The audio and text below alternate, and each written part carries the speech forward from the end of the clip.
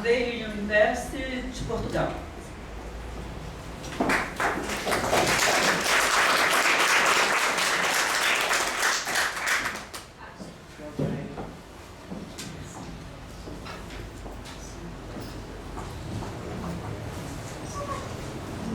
I'm very honored with the invitation you made me to be here in the commemoration of the 20 years of Sensima.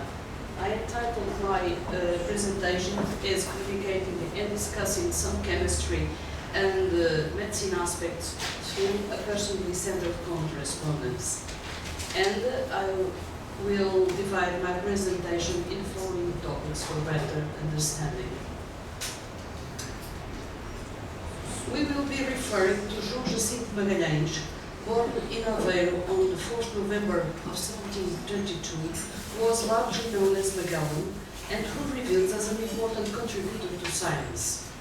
His contribution is, however, to be measured not so much by his discoveries and inventions, though his improvements to various scientific instruments were sufficient to gain him significant standing in his day, as by his role in facilitating the flow of scientific and technical information across Europe in the early years of the agricultural and industrial revolutions. Intelligent, ingenious, and interested in everything going on around him, he was also very well connected, being acquainted with most of the leading men of science of his day and leading instrument makers, as well as members of the educated and upper classes in several European countries. Based in London from the early 60s until his death in 90, but regularly visiting the Low Countries and Paris, he made it his business to keep himself well informed about the latest scientific and technical developments and to pass on the information to his contacts all over Europe. Magellan and his correspondence in fact occupy an important moment in the history of science. It represents an intermediate state between an earlier and more leisure period in science, where information traveled relatively slowly between the small number of individuals involved and the new and large community that began to look for a much more rapid dissemination of news. It was in Paris that Magellan laid the foundations of his subsequent career as a scientific correspondent and became close friend with the distinguished Portuguese physician and man of letters António Nunes Ribeiro Sanches, who, after a highly successful career in Russia, where he had eventually risen to become personal physician to the Empress Elizabeth, was living in retirement in the French capital. Sanches was unable to introduce Magellan into both the topmost levels of Parisian society and scientific and philosophical circles in the capital, contacts that were crucial to the development of his career. With Sanches' advice and assistance, he moved out soon afterwards to London, which became his home for the rest of his life. From a safe distance, however, Magellan kept up with events in Portugal, being a close friend of Portugal's long-standing ambassador in London, Luís Pinto de Sousa, previously governor of the captaincy of Mato Grosso, Brazil, from 69 to 72. In London, Magellan gradually worked his way into the heart of the British scientific community, centered on the Royal Society, attending its meetings regularly as a guest, and in due course presenting reports to the meetings, many of these being extracts from letters he had received from his astronomer friends and brothers with detail of their latest observations. The Society's meetings also became a principal source of the scientific news that he took to spreading to his ever-widening circle of correspondence on the continent. Eventually, on 21st April 74, he was elected a Fellow of the Society, the signatories on his nomination certificate including such luminaries as Benjamin Franklin, Joseph Priestley, Joseph Banks, Daniel Solander, but also the physicians William Hunter and Sir William Watson, among a few more.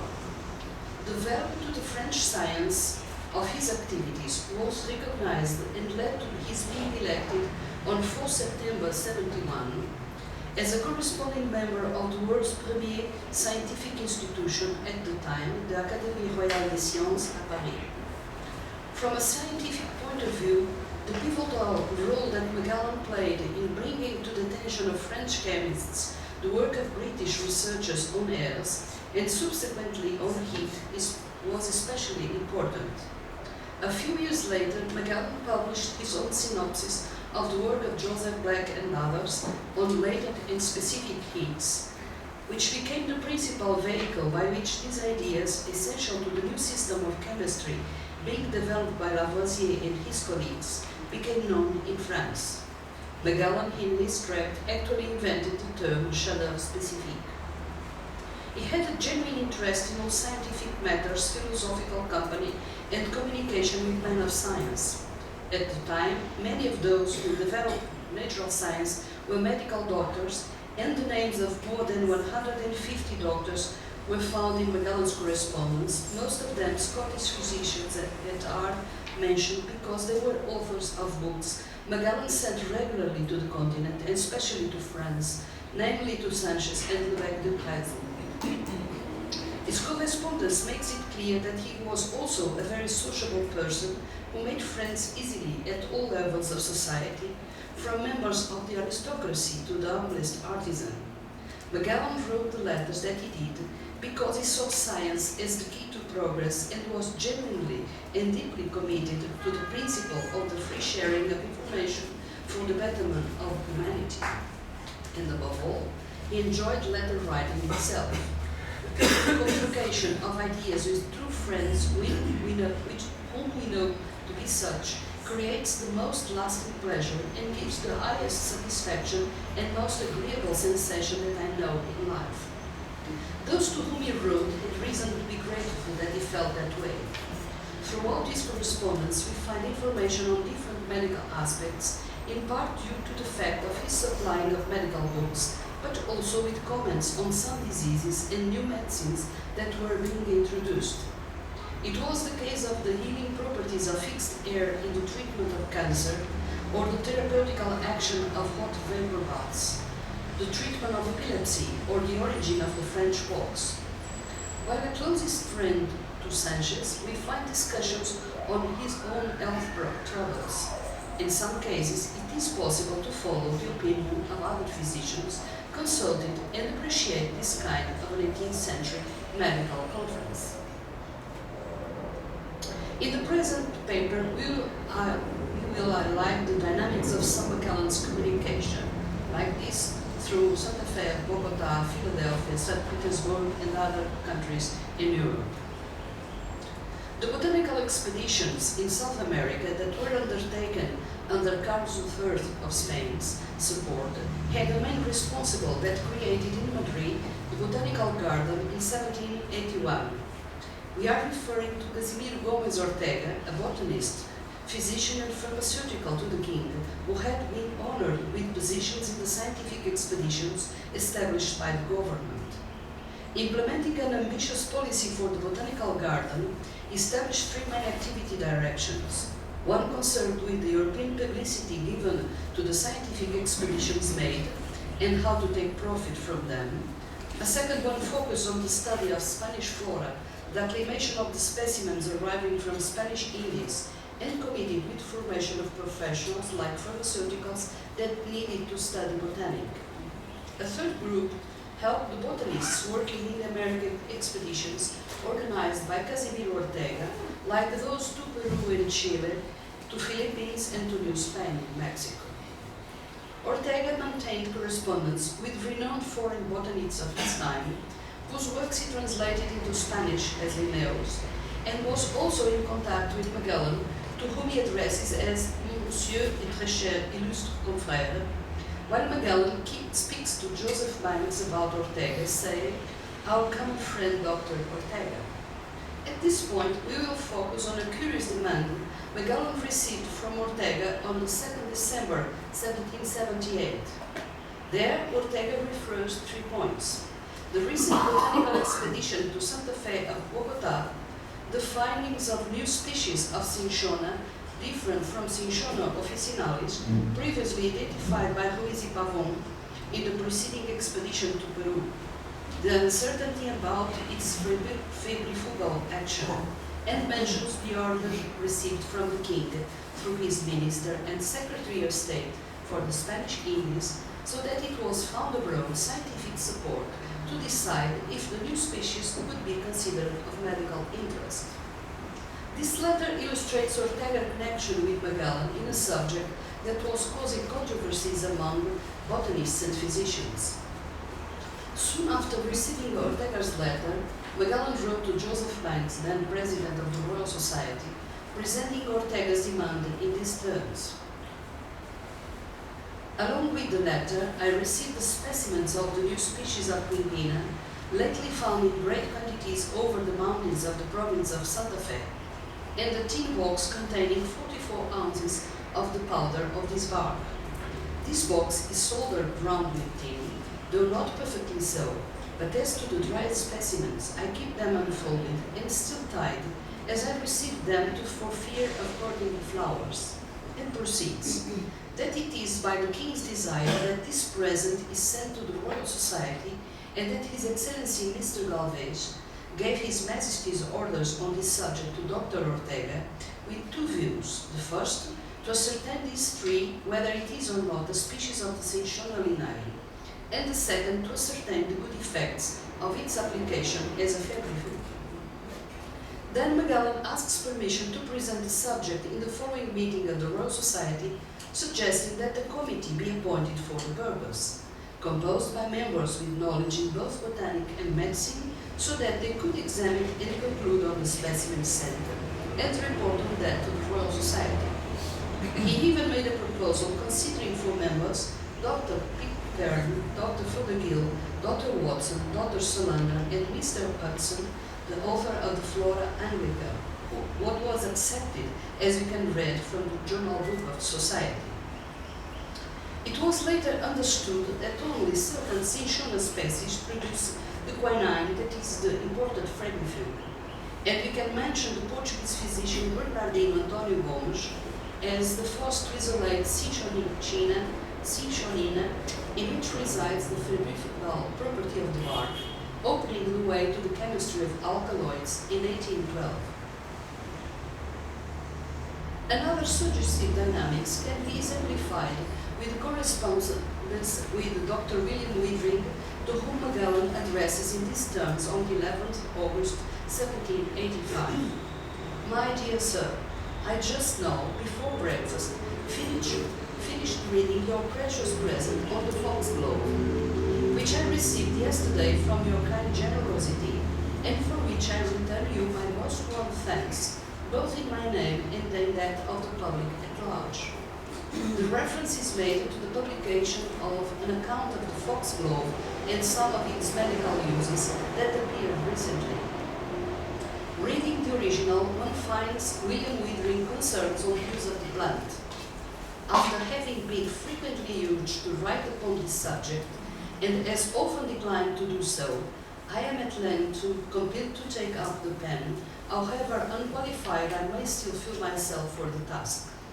The use of the foxglove is getting abroad, and it is better the world should derive some instruction, however imperfect, from my experience, than that the lives of men should be hazarded by its unguarded exhibition, or that medicine of so much efficacy be condemned and rejected as dangerous and unmanageable.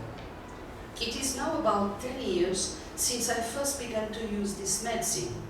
Experience and cautious attention gradually taught me how to use it. For the last 2 years, I have not had occasion to alter the modes of management, but I am still far from thinking them perfect. And subsequently describes different cases he followed and was acquainted with. Magellan seems quite impressed on what he read, and immediately replies that he will send by the first opportunity that publication abroad to various consignees, who may derive considerable advantage from its lecture, and chiefly to a professor of medicine in the University of Coimbra, to Madrid, Paris, St. Petersburg, and Italy, both to Milan and Florence, for which purpose I have already got from Robinson 6 copies in sheets, for which he charged at 4 shillings each, saying he had scarcely for the subscribers. And Magellan queries Withering, If so, why did you print so few number of so valuable a work? And proceeds.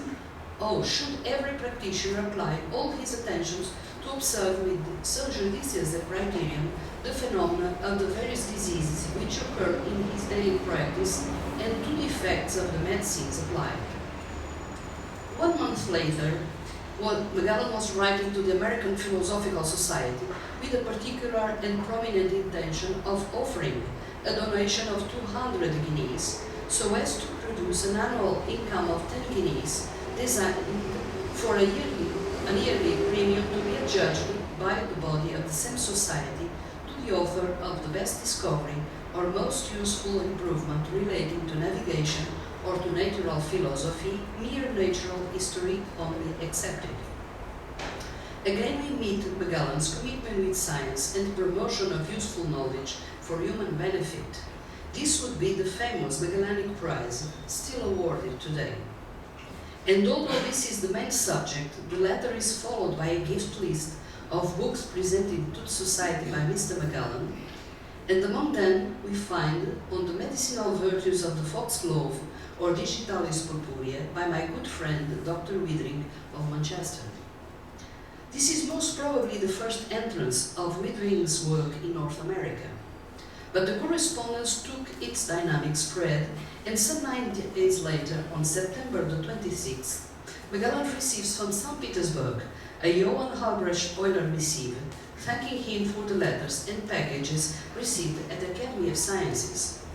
There, Euler explicitly mentions, "The Academy has kept for itself the interesting work that you have sent on the Digitalis Purpurea, as there are among our academicians several doctors who are eager to read it. The public of our surroundings will not fail to enjoy it.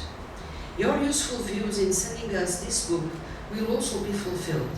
The literary news which you communicate us in your letters always give us great pleasure." And on the 18th November of that same year, Magellan replies to Euler, commenting on the experimentation his other friend, Dr. Adair Crawford, made in London on the use of the plant as a medicine. He told me the other day in our philosophical club that he had employed with greatest success the new remedy of the Digitalis Purpurea. It must be used with great precaution because there are constitutions which cannot support, and even it produces or produces no good effect, but most cases receive the most singular relief. The communication on the Foxglove cannot be completely tracked back, as many letters didn't survive, but another curious example enables a reflex of it. We refer to Bernard Peter van Lelyveld, a Dutch politician and administrator, another Magellan's friend. Lelyveld's letter, dated 14 March 1786, reveals that he was one of the consignees to whom Magellan sent Withering's account. In there, he presents his own reflection on his health. As a man, laboring from time to time under a very disagreeable complaint, I perused the book with a great deal of attention, and I must say with equal satisfaction. Though being not myself of the faculty, I may not be reckoned to be a judge, but clearness and perspicuity will strike a sort of persuasion in the minds of even the most ignorant. The Foxglove appeared to be a remedy too powerful, to be used indiscriminately or imprudently by me in my own case, and here the trivial let us do experiment on the worthless body. I could previously wish to be made of application. However, seeing by your letter you are an acquaintance of a friend of Dr. Withering, and knowing besides your friendliness towards me, I thought I could do no better than to draw up my own case and send it to you with a desire to submit it occasionally to the opinion of Dr. Withering. Since the remedy, being in some manner a new one, I could not resolve to consult the faculty in this country upon the subject with the same hopes of success. And proceeds with a physical description of himself, emphasizing that there is nothing of dropsically in his case, so maybe the Foxglove will be of no application. After having read carefully Withering's examples, he was able to identify some resemblances with Withering's expositions in a few cases. The 35th, the 40th, 66th, but without dysuria, more particularly the 87th, except the cough, case 142, except the loss of appetite, which I never experienced in my life. And he adds, this will be sufficient if Dr. Withering should think the foxglove of service. I could wish to know in what doses and what manner it ought to be taken, and you would oblige me, my friend, to let me have some provision of the foxglove in powder, which I will put to a trial at the very first opportunity. I must crave your indulgence for this very long epistolary intrusion, but I am very sure you will not grudge your pains if you could but relieve your constant friend. After Lelyvel's missive, Magellan addressed to Withering, asking a convenient judgment on Lelyvel's problem and the possible utility of using the foxglove as, and I'm quoting, I am persuaded you should be very happy to confer on him your advice only for the satisfaction of doing service to one of those few who have a claim on a true philosopher. It was not in vain, as on June the 8th, Lelyveld was writing from the Hague in these terms. Think only, my dear Magellan, what pleasure I must have felt by the perusal of Dr. Withering's letter upon my subject, and which you have had the kindness to convey to me, since the doctor's ideas, reflections, and prescriptions coincide so perfectly with my own observations and with the whole tenor of my conduct since several years past, an effect of instinct, a gift of benevolent nature, more than of acquired knowledge. According to Withering, where asthma exists from early youth, it is incurable, but though incurable, it admits of palliative remedies. But he went on, spasmodic asthma is cured by long sea voyages or long voyages on land, with frequent changes of place. Magellan thanked Withering in the following missive and added, I take the liberty of sending again another letter on the same subject as the last. If anything occurs to you in his circumstances to be of use for him, I'll be as much obliged for its communication as for myself. Yea, I think I may say more than for myself, as the value I put on my existence is a mere trifle in respect to all that of those others I am attached to. Concluding remarks. In these examples, we meet Magellan in his communication mood, pivoting the scientific demands to solve botanical and medical controversies found on the new American cinchona specimens, with experimental sense to deal with organic samples received. Secondly, Withering's unique work opened a new path in rational therapy, considered today a pioneer in the field of clinical pharmacology.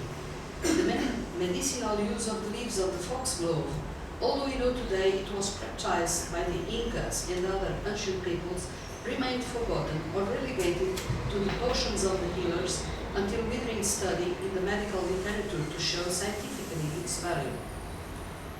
Magellan's dissemination on comments on Withering's book went far enough, reaching America, St. Petersburg in Russia, and other European cities and personalities. Its importance resides not only on the use of the foxglove, but following Withering on the description of more than 100 cases to specify its appropriate use, avoiding its toxicity, helping physicians and lay people like Lelyveld to identify the multiple phases that symptoms can show, suggesting how its use should be adequate or not, a kind of online medical formation. Eventually, contribute to a better understanding of Magellan's multiple facets as a true cosmopolitan 18th century man of science and notable science network builder. I thank you for your attention. This is the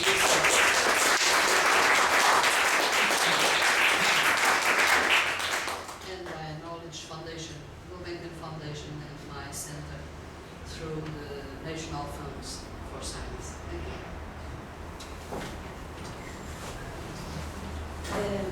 Alguma pergunta? Any question?